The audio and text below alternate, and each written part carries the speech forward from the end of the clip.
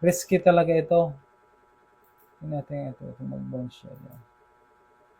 Oh, 45%. Isipin mo yan, oh.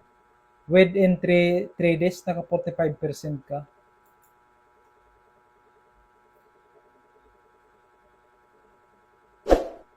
Four, 8, nasa 5 ngayon. 4.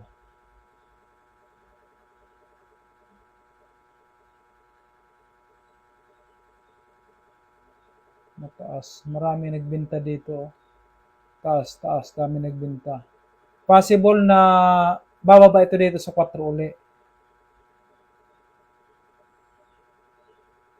4.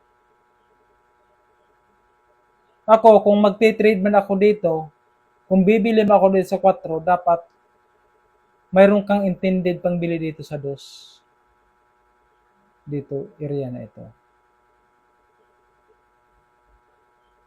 Pagdating dito sa 4, pag malakas ang volume,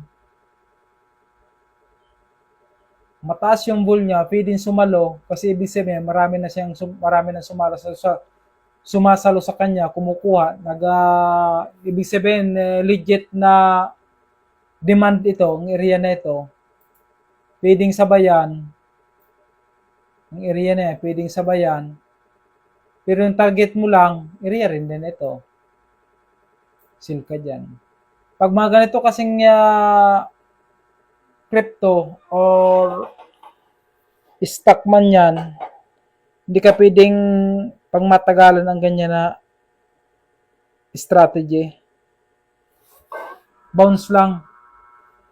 1 day, 2 days, pwede na dyan.